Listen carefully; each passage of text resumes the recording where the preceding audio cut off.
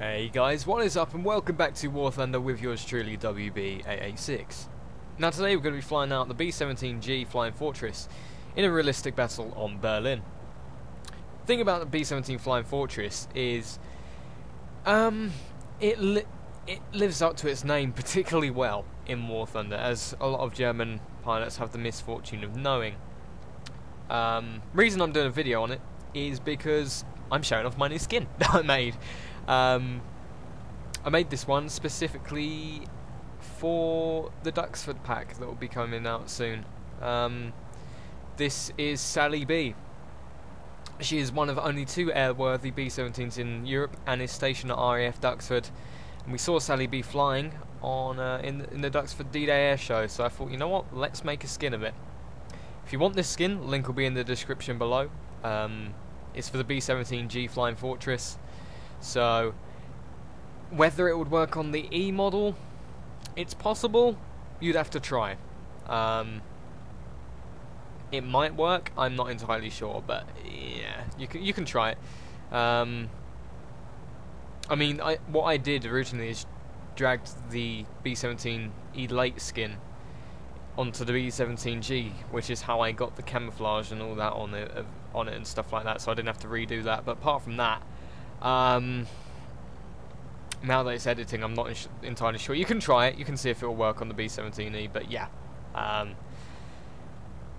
in real life as well, Sally B only has one black and yellow checkered engine cowling. Problem is that in War Thunder they haven't modelled each engine cowling. They've done the two inner ones and the two outer ones. So you just have to deal with that for now. It looks more historical than it would without it, if that makes sense. So yeah, that's just something that isn't on the real aircraft. There's normally there would only be one on the inner right engine. So yeah, oh well. But this gameplay, I go for the bombing points. Just something that I felt like doing, really. Normally I'd go for the base straight away, but there wasn't enough B-17s really. There was only around 4 of us, and none of them were planning on shooting or destroying any of the bases, so I thought, I may as well do it. The bomb load I've got at the moment is 8, I believe it's 8 1,000-pound bombs. So 2 actually externally carried, and 6 carried internally. So I can take out 2 bombing points with my payload, which is always nice. See the poor Focke-Wulf there, getting wrecked by the machine guns. That's the thing. People will know that the B-17 is complained about quite a lot, especially from a German point of view. British, it's not such an issue because we don't really come across them, and if we do, we just use rockets against them. So that's not really an issue for the British, but it is for the Germans, because the Germans, their engines get destroyed pretty easily. That's the main reason why most German aircraft go down, because of their engines.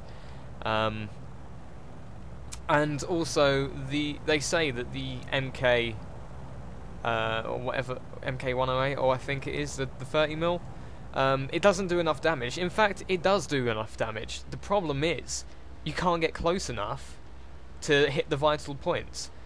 The damage model on the B-17, in my personal opinion, is great. I think, you know, it's cool that it can sustain that much damage. It is living up to its name, and you know, the B-17s in the war in real life, it sustained way more heavier damage than what these did in War Thunder. You know, half of the front of the section cut off, missing a tail, one tail fin, something like as simple as that. They got home. Obviously that isn't modelled in War Thunder because there isn't that sort of level of damage model. Obviously it's parts fall off and that's about it. You know, you can't ram a section of a B-17 and a chunk of the fuselage will fall off, sort of thing. The whole tail section would just fall off, if that makes sense. So, but what I believe the issue is, it's the gunners, not the damage model. It's not to say the gunners are accurate, because they're not. The spread on the machine guns is not entirely that good. I mean, I haven't got a fully upgraded crew, but I mean, even so, the spread shouldn't be that much. My point is, it's the actual rounds that's the issue. The rounds on this thing can, I believe, are still effective up to 1 mile to 1 kilometer away. So it's very hard for things like such as this Focke-Wulf that's behind me to actually approach me safely. I mean, I've been in a BF-109 before where B-17's gunner have opened up at me from a mile away and they've set me on fire. It's the rounds that's the issue. It's not the actual plane itself. So yeah, I think it's the actual 50 caliber machine guns themselves need balancing, not the actual damage model. Because I love the damage model. You'll see how much damage I sustain in here and still manage to get it back. I don't land though, because the game ends before I manage to land. But these two German pilots, oh my god, I was in hysterics over this, right? Just keep an eye on the K4 and the D13 that are chasing me down currently. It is the most hilarious thing I've ever had the fortune to see in a B-17. I did actually have to do quite some manoeuvres to get. You'll see what happens, but basically as I dive here, you'll see the manoeuvre I have to do to avoid a ram. It was it was hilarious. I'm so happy that this happened. I mean, I would have been laughing even if I did get rammed, if I'm honest, because the way it was done was just brilliant. All right, watch these two. I'm just gonna go quiet here.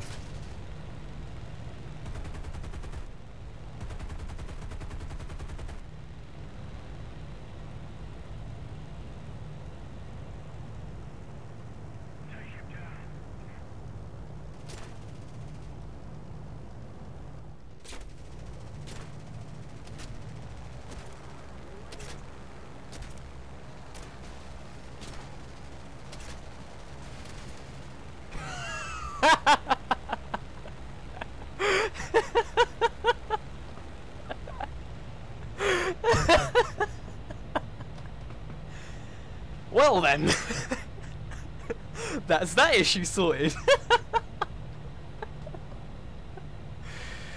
Oh dear, Germany, you so silly.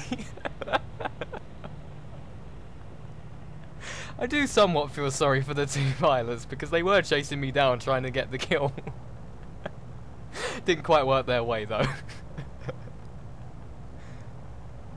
So now we've actually calmed down after that hilarious display of obviously pro pilot skill. Shameful display! We should probably get back to talking about what the B-17... I do enjoy playing the B-17. People will call me, WB, you scrub pilot, B-17 pilot, scrub. I enjoy playing it. It's the only bomber that I'll actually spawn in the air on. The rest of them I'll always go on the ground, Lancaster, etc. Because the Lancaster, it was designed for night raids, and there isn't any night missions or night battles in War Thunder currently. So it can't use its its best defense, camouflage. So what you have to do in the Lancaster instead is go low and hope to God you don't get noticed. And always put a timer on your bombs so you don't blow yourself up. But the B-17 was designed as a daylight bomber, which is why I'm more than happy to spawn in the air on the B-17, but not in a Lancaster. Lancaster's a big no for that, in my opinion. As you can see, I have sustained a lot of damage. Damage model looking fantastic there. I do like the damage model for B-17s. I think it looks pretty sweet.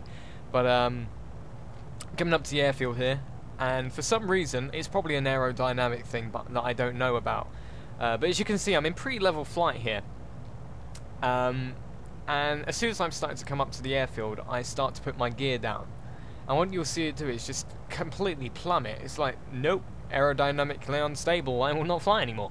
So yeah, I don't know what that was about, but I managed to pull out of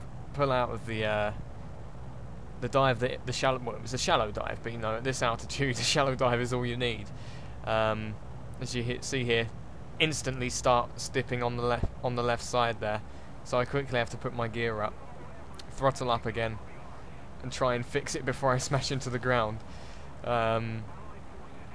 Definitely something I don't want to have to do again, because that was hard work. Going through all of that, getting shot at just to crash next to the airfield, losing or having to pay money, you know.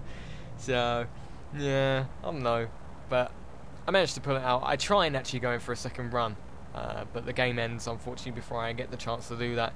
Which I guess is fine, at least I don't die, because I probably would have crash landed, and it would have looked cool on a video, but my, I'm sure my Lions balance would not like that, being crashing a B-17 in realistic battle. But yeah, that's pretty much the B-17 in a nutshell, really. Durable, pretty good gunners, decent payload, not fantastic, not as good as the Lancaster. Well, I guess you could say it's the same as the Lancaster, but 500-pound bomb-wise, no. Definitely a plane I would recommend getting, even if you don't really fly it, just to have a B-17, because it's an iconic plane. I know that's why I grinded the American tech tree. It wasn't for a Sabre, it was for a B-17. So yeah, guys, I hope you enjoyed. If you did, make sure you click that like button below. Subscribe if you're new around here for more War Thunder. Make sure you check the link in the description below for the skin, and also following me on social media. Links in the description below, as I said. Take care, guys. I'll see you next time.